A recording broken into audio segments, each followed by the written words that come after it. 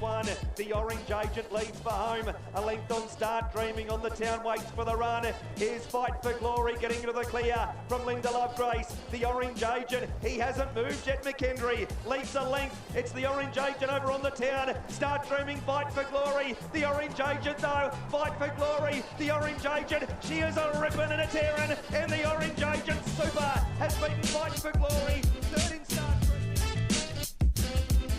She was at her dominant best that day, Maurice McKendry in the bike and the Orange Agent in 151.1. So a sensational time it was from her. Let's get straight into this year's Diamond for the 3-year-olds. Killer Queen from the inside, Piccadilly Princess, who's been so good all season, the Northern Oaks winner. $4.40 the price for her. Golden Goddess comes up with another plum draw, $2.20. And Dream About Me hasn't got the best of draws, $1.95 out to $2.20. Louisiana Belle Midfru talking of bad draws, the winner of the Breeders at Group 1 level and free for all company, $41 the price for her. Craig, let's have a look at the speed map. All importantly, this will have a massive part to play on runner number 9. Yeah, it has. Gate speed inside 3 here, Greg. Killer Queen, Piccadilly Princess, Golden Goddess, and then Dream About Me has to weave her way through from the second row. Out wide, a little bit of gate speed from Eclipse Me, but very hard to see her getting across the top 3 early. All right, Zach, you've got to drive clearly. Arden's Choice, she hasn't had much fun barrier draw-wise. I think it goes something like 8, 9, 8, 10, 9, 8. Yeah, she's been a bit unlucky, but hey, we'll have to make do with what we've got, and there may be a 3-wide train the whole way. We're just going to have to look to slip in and get a cosy run somewhere, but she's been racing super and just hope for a bit of luck. Now, you've driven Killer Queen a few times. This is imperative from a punting point of view and, of course, for the connections of Dream About Me. How quickly do you believe she'll get off, and therefore, is there an opportunity, having driven Cambridge as many times as you have, that she could get off? Look, Killer Queen gets off handy enough. I think the mile will probably be a bit better for her. She'll hold them easier. However, I think the 2 and the 3 will end up crossing, and depending on how the second line keeps up and who's dropping in, whether Dream About Me will get off. But he's going to need a little bit of luck from there, especially over the mile. Yeah, what about for you, Michael? Oh, I've got a theory that she will. Yeah, I don't want to take $2.20 to find out, Greg. Dream About Me is so good. It's like tipping against the All Blacks. You're tipping against a champion and you don't want to do it, but we're not here to say who the best horse in the race is. Everybody knows that. We've seen the videos. We've all seen the same videos the last couple of weeks. Can she afford to give Golden Goddess, who I think will lead, or Piccadilly Princess, 4 or 5 lengths over a mile? These horses will go 53 over a mile jogging. Look, I wouldn't be surprised if she comes out and wins, but it doesn't make sense to be backing her because you need 2 things to go in your favour. First of all, you need her to get off, and that won't be easy. Second of all, you need her to be good enough to come 3 wide and win. So I'm going to go for Golden Goddess only because I have no fingers crossed feelings about her. Dream About Me, though, has come from behind her and beaten her. This is the Oaks 2 weeks ago. Gregor, you were here. Right here, the horse in the yellow, Golden Goddess, looked home. Dream About Me outstayed her, but this is 1,000 metres shorter. Yeah, it is, and she's a very good short course horse. And you've had that theory for a wee while, Craig. You believe that Golden Goddess is better speed-wise rather than staying. I think so, Greg. I think she went fantastic here, but I do like her over a shorter trip, 2,200 a mile. She's got an ideal draw barrier number 3, and she'll fire off the gate. And saying that, I do think Piccadilly Princess, who led the Oaks, you've got to go back to Alexandra Park when she drew barrier 2. She led easy that day, handed to Golden Goddess, who punched through, took the trail and won that race. That may unfold again at Cambridge on Saturday. I think probably if I was having a bet each way, I'd be on Piccadilly Princess. All right, first 4 home, and both the Nevelier and the Oaks were, the same horses. So is there a fair chance that could happen again? I hope so. Yeah, I hope so. Hey, it's going to be a lot harder for us from out there, especially with the handier ones drawn as good as they have. I can see Piccadilly Princess leading early and then handing to Golden Goddess, and I think after her Oaks run, I think with a cosy run like that, she can beat her. It's going to be hard for Dream About Me to get in the race, and hopefully we're in the mix there somewhere. All right, so how do we play it, Michael? Look, I've gone for Golden Goddess. It's one of those bets where after the race you could go, what a nimwit, you've beat against the champion, but gee, it's hard to be on Dream About Me. I agree with you, she might just get off, but even if she gets off, is there going to be a horse in the 3 wide train in front of her? I'll go Golden Goddess on top, but it's one of those ones where the heart and the wallet are saying two different things, Craig. Yeah, well, I think Dream About Me, I think In a Straight Line's a better horse at the moment. But I think Piccadilly Princess with the blinds going on this week, Greg, I can see her firing out of the gate. And I think if she either leads or trails, she's a great each way chance because she's $4.40 at the moment. She'll probably around $5 on tote close. Hey, you can take an each way bet on her. Yep, I'm going to stick with the theory that I believe Dream About Me will get off and therefore she will be winning. Let's have a look at the best 2-year-old Emerald performance, in our opinion, that is. He won 3 in the end. The first of these, of course, was at Ashburton, and he unleashed from what appeared to be a pretty awkward position. A.G. Herlihy was doing the steering. It's All Black Stride in front. Little Maxim's getting up the Better's Delight passing lane though. Maxim's gone to the lead. All Black Stride comes again. Sky Major drives at the pair. They hit it. Sky Major's rolled Maximus.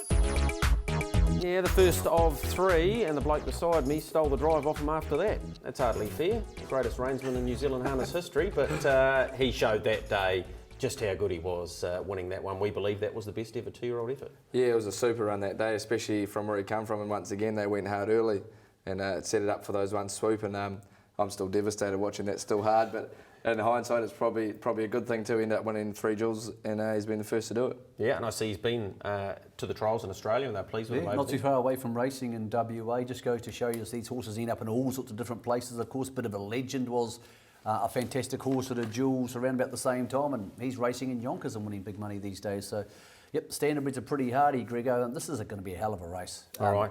The 2-year-old one, again, the draws have been really crucial here. All right, just away from the jewels just for a moment. Understand Smolder, Have Faith in Me, Lazarus all came back into the All-Stars barn on Monday. That'd be a quite nice paddock to go out to and just bring them in to start their work again, wouldn't it? Be interesting to see which one of those goes to the Inter-Dominion. I'm thinking might be Smolder. They might say Smolder because they've got to split them. They can't just keep racing each other. I think Have Faith in Me might be the Eastern Seaboard horse, which includes New Zealand, and one of them will go to Gloucester Park. I just don't think Have Faith in Me would scoot around Gloucester Park that well. First leg of the final quaddie will be the 2-year-old Emerald. Let's have a look at the market for it. Mitch Maguire, who's a gate flyer, as we know. We saw that in the size. $26 the price there. The Lone Ranger, $31. $21 for Ultimate Machete. Of course, Mitch Maguire's was in the Sale Series race. My apologies there.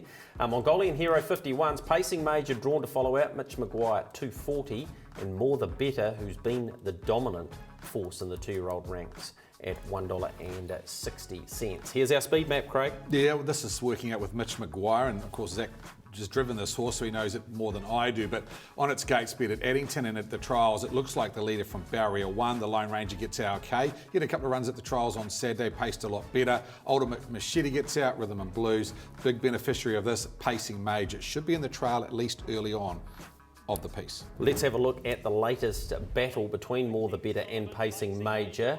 Here he is in front, Michael, and he was just too strong again. Pacing Major had his chance. And that's been the case for the last 3 months. More the Better's the better horse. There's absolutely no doubt about that on their exposed form. The stable keeps telling me there's not much between them. There wasn't much between them here. But I do think whoever out of the top 2 gets to a race controlling position, lead or parked, is the one you want to be on. My belief is that Mitch Maguire aids Pacing Major in getting there first. And also a little bit like Golden Goddess. Cambridge doesn't put as much of a request on your stamina, doesn't test you as much there. So I think this is Pacing Major's chance, but there's not many horses, Grego, racing on Saturday with more famous owners than Mitch Maguire. Yeah, and lucky enough we are to be joined by internationally renowned jockey James McDonald. James, thanks very much for your time and your very busy schedule. Tell us first of all how you got involved in Mitch Maguire and how excited are you about him going around in a Group 1? Yeah, absolutely. It's pretty exciting having a runner at the Cambridge Jewels, but yeah, he looks a half a little chance as well. But hopefully he puts his best foot forward and can run a drum for us. Look, he's probably outclassed a little bit, but we're in there with a running chance anyway. Brent Mangos, of course, trains and drives. So how did he get you involved in this horse? Oh, it's actually a funny story. I was actually on holiday back in Cambridge about a year ago, and I watched this horse trot around the track, and and it was probably my first ownership, and it was called Angus Bolt, but he was a bit of a failure, and Brent said, well, since we'll get rid of this fella and I'll put you in a one that can win a few races, and it's turned out to be Mitch Maguire. So he hasn't been wrong. He's definitely lived up to his promise, and he's got one racing reasonably well. Mate, you're off to Eagle Farm, of course, the reopening of the track there in Brisbane on Saturday to ride Ambiance in the Oaks, and you've got a full book. Will you have a chance to watch the race, or was it one of those things that when you're in your zone working, you can't afford to have one eye on Sky One trying to look at your little horse? Oh, don't worry, I'll be having one Sky One on, that's for sure. I'd rather be at the Jewels than riding in Queensland anyway, but it never turned out. I wasn't allowed to come over and watch the little fella, but we'll definitely be watching on TV, and hopefully he can run really well, because he's racing in career best form. Mate, you're off to Royal Ascot next month. You were on track to ride 100 Metro winners for the season in Sydney. Is that now on the back burner with the fact that you're off to ride Holler at what's the most prestigious race meeting in the world? Yeah, absolutely. It's probably been put on the back burner. I've hit a brick wall coming to the end of the season. I haven't ridden a few winners, but anyway, we'll keep punching around. But the target looked pretty set in stone probably a couple of weeks ago, but like I said, it's with all the travelling up to Queensland, it doesn't give you much an opportunity to chase down that 100 winners. But head over to England next week, and looking forward to partnering Holler in the Golden Jubilee. So the most prestigious race meeting in the world, and looking forward to getting there. I know it was a big privilege, James, for Zach Butcher to be able to have a drive for you. He's with us in the studio, so I'm sure, Zach, you've got some advice for the owner of this horse, and why hasn't he left you on, or at least attempted to get you on this horse through Mango? Nah, I'm fully with James here. He's got the better driver on the day, I think. So you'll just have to go get a little bit of pocket money, mate, and throw a couple of dollars on. I think I'm pretty big on him. He went super last start, and hopefully he gets a little bit of luck. You would have had to drive back if you didn't drive him such poorly. Hey, J-Mac, good luck at Eagle Farm, mate. Good luck at Royal Ascot, and yeah, good luck with Mitch Maguire. Just don't get caught by the stewards watching Sky One in the jockey's room at Eagle Farm on Saturday. Is he worth a bet? Oh, no, that's right. Jockeys aren't allowed betting. Oh, yeah. There he is, James McDonald. Thanks very much for your time, and all the very best with Mitch Maguire. A really different flavour, if you like, to the ownership of a horse at the Harness Jewels. Okay, how can we play into this race then? Some might want to back Mitch Maguire for a place, but what do you reckon we do, Michael? I think he's a great place bet, but I just keep thinking back to the Sire Stakes 3-year-old final this year. Motown led, and Natalie Rasmussen punched hard through on his back, chased the dream, got round, got the lead. I reckon she'll do the same here. I reckon Pacing Mage is a very good chance of sneaking around, getting the lead, and being able to dominate the race from in front. He's not as good as More the Better, but there's more question marks about More the Better. For me, Pacing Mage are on top, but I will tell you, I've actually backed Mitch Maguire for a place, because I do think, lead or trail, he's got a lot of pluses and no negatives. Yeah, I've been always a big More the Better fan. I think right through Auckland Carnival, I thought he was the best horse. I haven't changed my mind. He'll have to be probably a length or two better than Pacing Major this week, but I think he can absolutely win. All right, so a great chance there for the All-Stars to potentially Quinella this race once again. The 3-year-old Ruby Performance, of course, came from Prime Power. That's what we believe was the absolute best. He got off the gate really nicely, Michael, and dominated from the top end. This was clearly the best Prime Power. We possibly haven't seen the best since. Yeah, he's a horse who's had his issues since, but on this day, I think Todd got, as you've told me before, his biggest thrill in harness racing, because he's driven 4 New Zealand Cup winners. Training is something different. A big moment for the Wizard, and a very rare salute.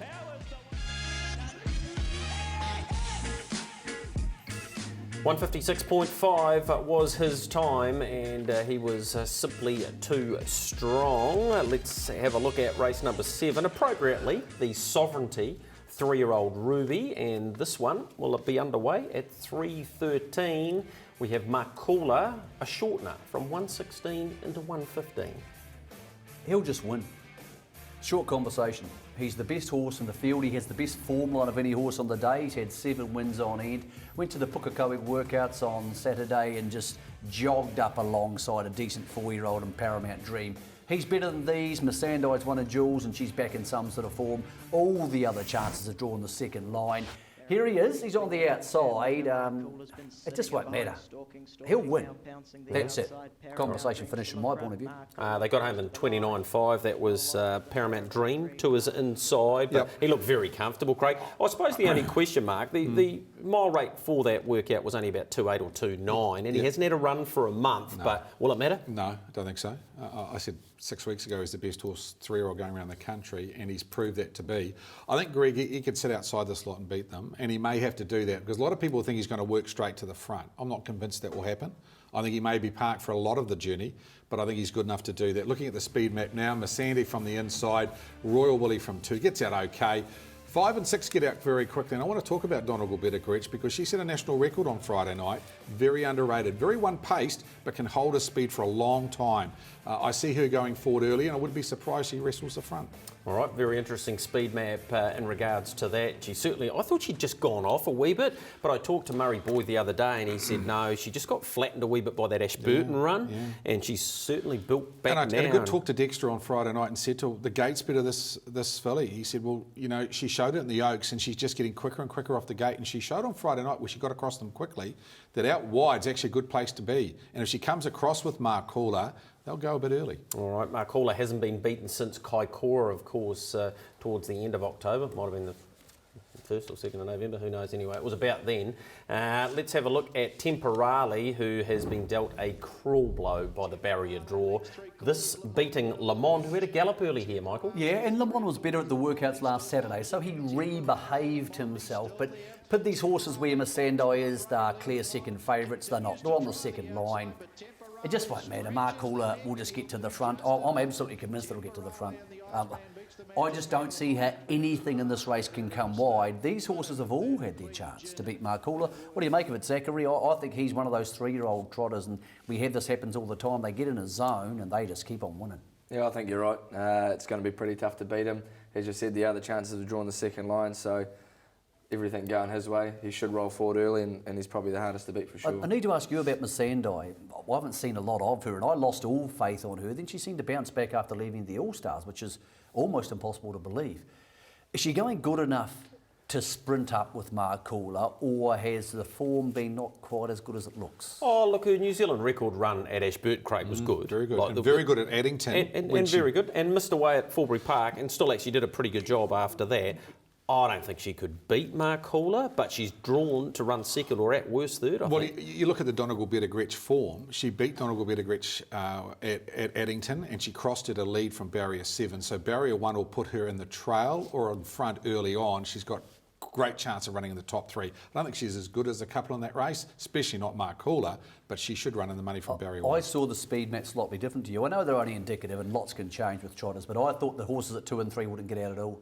I thought Mark Hauler and Donegal Better Gretsch would just get straight across, and then it depends what Colin DeFilippi wants to do with Masandai. But I reckon the big 3 will be 1, 2, 3 by the time they get to the first speed. I think both Royal Willie and Blazing Under Fire, not the way he trotted the other night, to be honest. Okay, I thought Blazing Under Fire might be the best blowout chance. Well, I think Royal Willie has to come out because Le Monde's on its back. So you're gonna play your part here with barrier 2 for your stablemate. I mean, have a go at getting across early, but allow your stablemate a chance to punch through. Okay, what about how we could play this race then, Michael? A tricky one because he's such a dominant favourite. Yeah, he is. Look, it's really hard to say that it's worth tipping or backing a horse at $1.20 or whatever he is, but look, if you're going to have a multi, chuck him in. There's not a horse in this race I trust that it's going to run in a place to be worth taking the risk. And let's be honest, if you're backing for a place, one of those spots is gone because Mark Hauler's going to be first, second or third, so you're actually backing 2 places out of 12 remaining. Yeah, okay. Craig, for you? I thought Donegal Better Gretsch at the 240 a place is actually backable. I thought she's in the zone at the moment. I think she'll come across with Mark Hauler. I don't think she'll beat Mark Hauler. I think she's clear in the same zone as him. But at the 240 a place, maybe a little bit better than the $1.20 to 1. All right, maybe a good way to play that. Speaking of playing, last week we had a bit of a game, didn't we? We wanted you to tell us who were the faces behind the lips, so let's go and find out. Diamonds, emeralds, rubies. Diamonds, emeralds, rubies. Diamonds, emeralds, rubies. Diamonds, emeralds, rubies. Diamonds, emeralds, rubies. Diamonds, emeralds, and rubies. Diamonds, emeralds, rubies. Diamonds, emeralds, rubies. Diamonds, emeralds, rubies. Diamonds, emeralds, rubies. And I can tell you there was a bit of fun putting those together, and you'll get to see the bloopers. I can't wait to see yours, Zachary, on Saturday as part of our coverage. Congratulations to Greg Hoare. I'm pretty sure Greg's the husband of Caroline Hoare, a very successful greyhound trainer there in Cambridge. And he gets the $100 Jules bet. And there are the 10 drivers. We'll be in touch with you, Greg, to get where you're going to invest on or what you're going to invest on. And I tell you what, there was a huge number of entries for that. So nice work by our trainers and drivers getting involved in that. All right, Zachary, great to have you in the house. Thanks very much for making your time available, and all the very best on Saturday. I know you enjoy it regardless of what unfolds for you, but wouldn't it be nice? Win would definitely be nice, and I'm going to be there enjoying the day as much as I can. And hey, at the end of the day, if we get the win, we'll go have a couple of quiet beers after. But until then, it's knuckle down and concentrate on the upcoming day. Any advice driving-wise, Michael? Just a question for Zach. A lot's been made in the past that Ashburton maybe is a better track than Cambridge. You're a Cambridge boy. Is it a matter of pride, and is it something which keeps the industry there buoyant for several months, the fact that the jewels are in Cambridge? Hey, I'm a big fan of both tracks. I've won at both of them, and I know those South Island boys, I give them a wee bit of stick every now and then. They're pretty biased with the old Ashburton track, but I think the day in general is what it's all about, and it's an enjoyable day either track you're at. So I'm going to enjoy Cambridge as much as I enjoy Ashburton. All right, very well answered. You might get a job as a politician at some stage as well, by the way you've unfolded that there. Right, we're going to take a short break, and as we go there, hear from the country's leading reinsman about his Jules memories.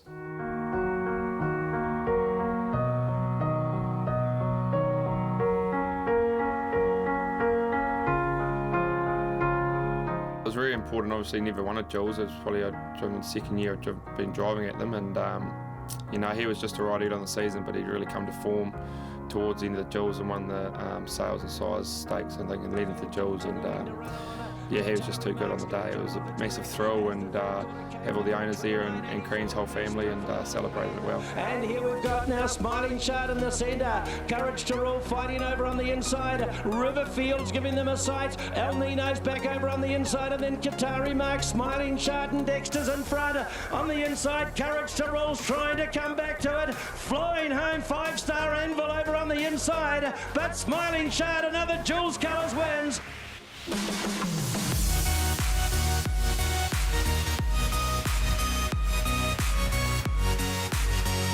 Yeah, obviously when you draw the second line, especially at Cambridge, you've got to rely on a little bit of luck early and what the horse you follow out does. So, you know, we got a pretty good run through. We worked sort of forward, and then after that, once we got parked, you sort of controlled the race, and she was just too tough in the end. It was, yeah, obviously Murray Brown's first Group 1, and, you know, it was another Group 1 for me, so it was a massive thrill all around there. Bodine, Bad Babe and Dexter down. Dexter keeps her up to the mark. She's racing away. The dominant mare of the season. She proves it with a diamond today.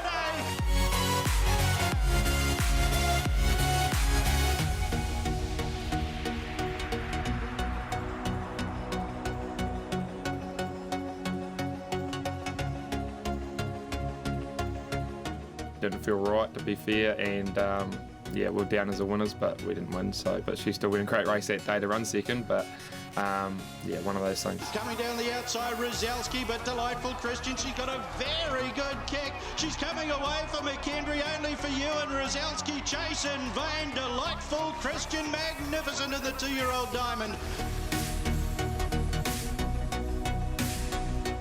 He won everything that was leading up to that race, obviously during the season, and I think we drew 5 second line and ended up last, you know, after the first quarter. So you had a massive amount to climb, and they'd gone pretty hard early. They just sort of buttoned off the speed a little bit, and we made our move. But with his, you know, massive high speed, he sort of won swish, and a couple of hundred metres later he was in front, sort of went from last to first. So it was a long way up that Ashburton straight. I did start to get tired towards the end, and there were a couple coming at him, but yeah, he was just a class horse, and obviously, really pulled his weight on that day, and it was a brilliant performance. He put 3 lengths on them, past them by his running on. In between horses, Smiling Star still there from Jason Rules, but Chris and Me, 150 metres left to go. Must have been double strength Holy Water, because it's going to be one heck of a christening. Past them by Jason Rules, take ground off him late, but Chris and Me won again.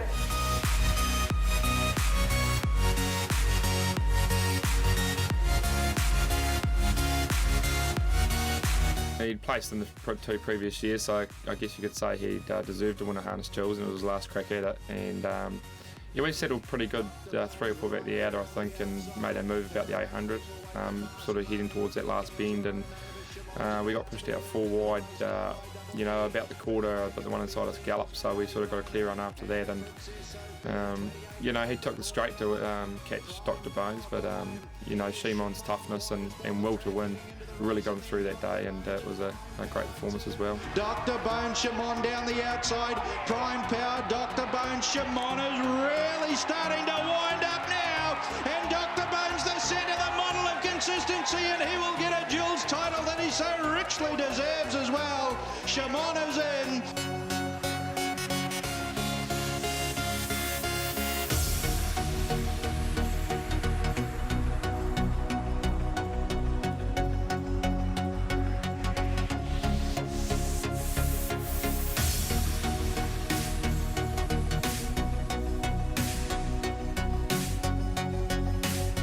It was extremely exciting when Group 1 or a Harness Jewels for Dad. Obviously, when he's there with you for your whole life, to win one on the day for him is just a massive buzz. And he got beaten just by another one of his horses and one of the big ones at Auckland 2 weeks before. So he's was a really quick horse and had to show his speed, and to get that handshake from Dad in the birdcage afterwards, it's really quite exciting.